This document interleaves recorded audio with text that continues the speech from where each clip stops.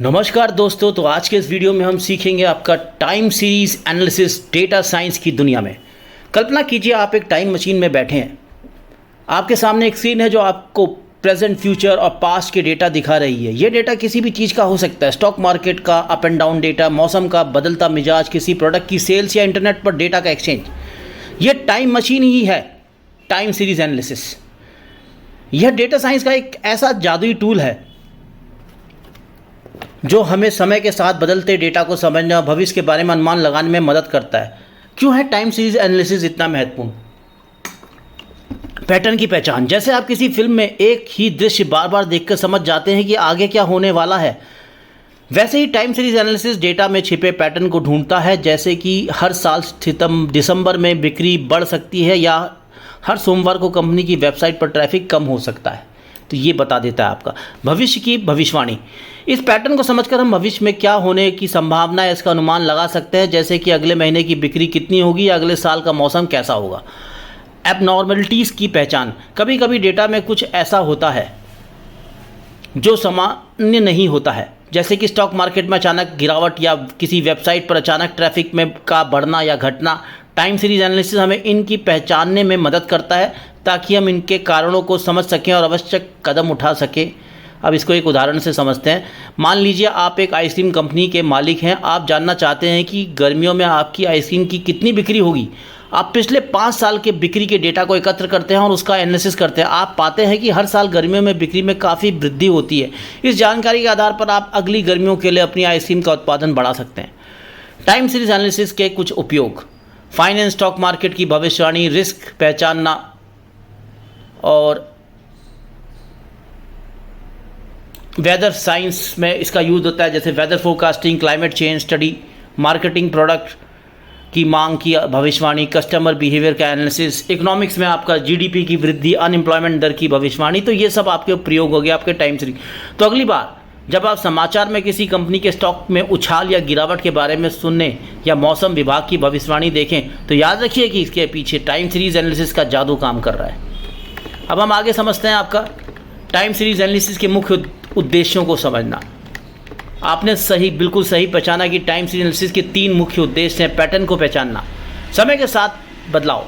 जब हम किसी डेटा सेट को समय के साथ देखते हैं तो हमें कुछ पैटर्न दिखाई देते हैं, जैसे कि हर साल दिसंबर बर्फ़ गिरती है या किसी कंपनी की बिक्री हर साल जुलाई में बढ़ जाती है। अब इससे रुझान क्या है? यह देखने की डेटा समय के साथ कैसे बदल रहा है, जैसे कि किसी कंपनी की बिक्री लगातार बढ़ रही है या घट रही है। मौसम, डेटा में मौसमी बदलाव को पहचानना, जैसे कि गर्मी में आइसक्रीम की बिक्री बढ़ जाती है। रिसाइकिल, लंबे समय के रिसाइकिल को पहचानना, जैसे कि वृद्धि चक्र उसका हो गया आपका। उदाहरण, एक स्टॉक मार्केट में डेटा में हम देख सकते हैं कि कुछ स्टॉक की कीमतें हर साल एक निश्चित समय पर बढ़ सकती हैं। यह एक पैटर्न है जिसे हर टाइम सीरीज एनालिसिस के माध्यम से पहचान सकते हैं। भविष्यवाणी, अगला कदम क्या होगा? एक बार हम डेटा में पैटर्न पहचान लेते हैं तो हर भविष्य के बारे में अनुमान लगा सकते हैं। डिसीजन लेने की में मदद। भविष्यवाणी हमें बेहतर डिसीजन लेने में मदद करती है, जैसे हम कंपनी अपनी बिक्री की भविष्यवाणी करके अपने उत्पाद को नियोजित कर सकती है। रिस्क का प्रबंधन, भविष्य में होने वाले जोखिम का प्रबंधन करने में मदद करती है, जैसे एक फाइनेंस कंपनी स्टॉक मार्केट की भविष्यवाणी करके निवेश के फैसले ले सकती है। अब उदाहरण से समझते हैं, जैसे मौसम विभाग पिछले डेटा के आधार पर भविष्य के मौसम का अनुमान लगा सकता है। एबनॉर्मलिटीज़ की पहचान।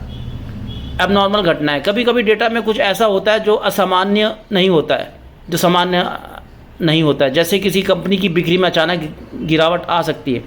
प्रॉब्लम को पहचानना, असामान्यता को पहचान करके हम प्रॉब्लम को जल्दी से पहचान सकते हैं, उसका समाधान कर सकते हैं। उदाहरण, एक नेटवर्क में ट्रैफिक की निगरानी करते समय हम किसी अचानक बढ़े हुए ट्रैफिक को असामान्यता मान सकते हैं जो किसी हमले का संकेत हो सकता है। इन 3 उद्देश्यों को उपयोग करके हम डेटा से अधिक जानकारी निकाल सकते हैं और बेहतर डिसीजन ले सकते हैं। टाइम सीरीज मॉडल आसान भाषा में समझे। अब इसका मॉडल क्या होता है? कल्पना कीजिए आप एक मौसम वैज्ञानिक है और आपको अगले सप्ताह के लिए तापमान का अनुमान लगाना है। आप पिछले हफ्तों के तापमान के डेटा को देखते हैं और पाते हैं कि हर साल इसी समय तापमान में एक निश्चित पैटर्न होता है। इस पैटर्न को समझकर आप अगले सप्ताह के तापमान का अनुमान लगा सकते हैं। यही काम टाइम सीरीज मॉडल भी करता है। ये मॉडल पिछले डेटा के आधार पर भविष्य के बारे में अनुमान लगाते हैं। आइए इन मॉडलों को थोड़ा और विस्तार से समझते हैं। सबसे पहला मॉडल है आपका auto regressive integrated moving average. तो ये हमारा मॉडल है ARIMA model, auto regressive integrated moving average. आपका खुद का भविष्य, मान लीजिए आप एक परीक्षा की तैयारी कर रहे हैं, मान लो एग्जाम्पल लेते हैं, आपने पिछले कुछ समय में कितनी पढ़ाई की है, इस आधार पर आप अनुमान लगा सकते हैं कि आप अगले दिन कितने घंटे पढ़ाई करेंगे। तो ARIMA मॉडल भी कुछ ऐसा ही काम करता है। यह पिछले डेटा के आधार पर भविष्य के डेटा का अनुमान लगाता है। ओके, पिछले डेटा से आपको नए डेटा का पता चलेगा। उदाहरण, एक कंपनी अपनी बिक्री का अनुमान लगाना चाहती है, तो वो पिछले कुछ महीने की बिक्री के आंकड़ों को देखकर अनुमान लगा सकती है कि अगले महीने की कितनी बिक्री होगी। नेक्स्ट मॉडल होता है आपका सीजनल ARIMA। अभी होता है सीजनल, मौसम का प्रभाव। तो सबसे पहला हो गया हमारा ARIMA। हमारे तो दो टाइप के ARIMA हो गए। पहला ARIMA हो गया आपका, सिर्फ उसका नाम है auto regressive integrated moving average. दूसरा हो गया आपका SARIMA, सीजनल ARIMA। तो मौसम का प्रभाव, मान लीजिए आप एक आइसक्रीम की दुकान के मालिक हैं। आप जानते हैं कि गर्मियों में आइसक्रीम की बिक्री ज़्यादा होती है और सर्दियों में कम। SARIMA मॉडल इस तरह के मौसमी पैटर्न को ध्यान में रखकर भविष्यवाणी करता है। उदाहरण, एक बिजली कंपनी की खपत का अनुमान लगाना चाहती है। वह गर्मियों में और सर्दियों में बिजली की खपत में होने वाले बदलाव को ध्यान में रखकर अपना अनुमान लगाती है। एक्सपोनेंशियल स्मूथिंग मॉडल, अब ये नेक्स्ट मॉडल आ गया, पिछले डेटा का वेट। इस मॉडल में पिछले डेटा के सभी मानों को समान महत्व नहीं दिया जाता, हाल के डेटा को अधिक महत्व दिया जाता है, क्योंकि ये भविष्य के लिए अधिक प्रैक्टिकल होगा। उदाहरण, एक स्टॉक मार्केट में स्टॉक की कीमत का अनुमान लगाने के लिए इस मॉडल का उपयोग किया जा सकता है। हाल के दिनों में स्टॉक की कीमत में हुए उतार चढ़ाव को अधिक महत्व दिया जाता है। नेक्स्ट होता है आपका प्रॉफिट मॉडल, छुट्टियों का प्रभाव। यह मॉडल छुट्टियों जैसे विशेष आयोजनों के प्रभाव को भी ध्यान में रखता है। उदाहरण के लिए, दिवाली के आसपास पटाखों की बिक्री में वृद्धि होना। उदाहरण, एक ई-कॉमर्स कंपनी ब्लैक फ्राइडे के दौरान अपनी बिक्री का अनुमान लगाने के लिए इस मॉडल का प्रयोग कर सकती है। कौन सा मॉडल सबसे अच्छा, अब ये भी एक इम्पॉर्टेंट क्वेश्चन है। यह डेटा पर निर्भर करता है। अलग अलग डेटा के लिए अलग अलग मॉडल उपयुक्त होते हैं। एक डेटा साइंटिस्ट विभिन्न मॉडलों को आजमाकर यह पता लगा सकता है कि कौन सा मॉडल सबसे अच्छा परिणाम देता है। अंत में, टाइम सीरीज मॉडल हमारे जीवन में कई पहलुओं को प्रभावित करते हैं। इनका उपयोग मौसम की भविष्यवाणी करने से लेकर स्टॉक मार्केट का एनालिसिस करने तक किया जाता है। ये मॉडल हमें भविष्य के बारे में बेहतर डिसीजन लेने में मदद करते हैं। टाइम सीरीज एनालिसिस के एप्लीकेशंस को समझना, अब हम इनके एप्लीकेशंस को समझते हैं। टाइम सीरीज एनालिसिस का उपयोग कई क्षेत्रों में किया जाता है। आइए इन उदाहरणों को देखकर हम इनको विस्तार से समझते हैं। सबसे पहले फाइनेंस में स्टॉक मार्केट की भविष्यवाणी, पिछले स्टॉक की कीमतों के आधार पर भविष्य के स्टॉक की कीमतों का अनुमान लगाना। रिस्क असेसमेंट, निवेश में शामिल रिस्क का आकलन करना। पोर्टफोलियो प्रबंधन, निवेश पोर्टफोलियो को बेहतर बनाने के लिए।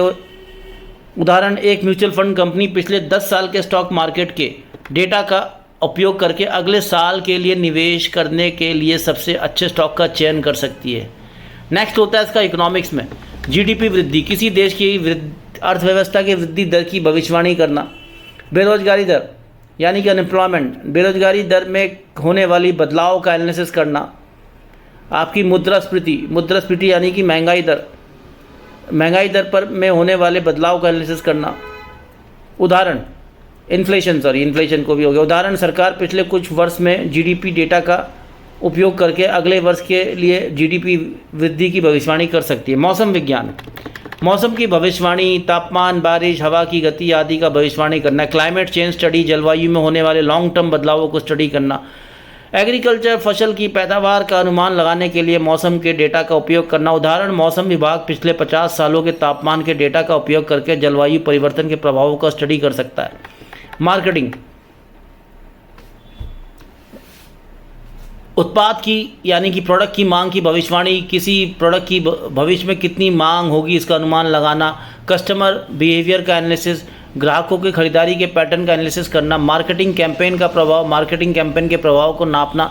उदाहरण, एक ई-कॉमर्स अपने पिछले साल की बिक्री के डेटा का उपयोग करके इस साल दिवाली के मौसम में किस उत्पाद की मांग अधिक होगी इसका अनुमान लगा सकती है। अन्य क्षेत्र या टाइम सीरीज एनालिसिस का उपयोग किया जाता है स्वास्थ्य देखभाल में, रोगियों के स्वास्थ्य डेटा का एनालिसिस करके रोगियों की भविष्यवाणी करना, ऊर्जा में यानी कि इलेक्ट्रिसिटी में बिजली की खपत की भविष्यवाणी करके ऊर्जा ग्रिड का प्रबंधन करना, यातायात की भीड़भाड़ का एनालिसिस करके यातायात परिवहन में सुधार करना।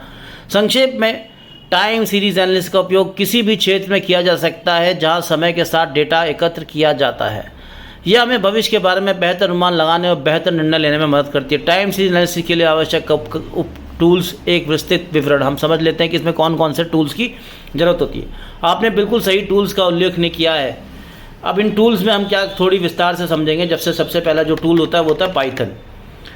पाइथन डेटा साइंस के लिए सबसे लोकप्रिय और प्रभावी टूल है। टाइम सीरीज एनालिसिस के लिए कई शक्तिशाली लाइब्रेरीज प्रदान करता है पाइथन। जैसे सबसे पहले पाइथन में क्या आती है आपकी पांडास। ये लाइब्रेरी टाइम सीरीज डेटा को पढ़ने, संशोधित करने और एनालिसिस करने के लिए उपयोग की जाती है। यह डेटा को डेटा फ्रेम में संग्रहित करके और डिफरेंट प्रकार के एनालिसिस करने के कई फंक्शन प्रदान करती है। तो सबसे पहले होगी इसमें पाइथन में पांडास, फिर होता है आपका नमपाई। यह लाइब्रेरी मैथमेटिकल कैलकुलेशन और स्टैटिक्स को संभालने के लिए उपयोग की जाती है। स्टैट्स मॉडल, ये लाइब्रेरी आर्थिक और स्टैटिकल मॉडलिंग के लिए उपयोग की जाती है। इसमें ARIMA और सारिमा SARIMA और अन्य टाइम सीरीज मॉडल शामिल है। स्काईकिट लर्न, यह मशीन लर्निंग की एक मॉडल की एक लाइब्रेरी है जिसमें टाइम सीरीज के लिए कुछ एल्गोरिथम भी शामिल है।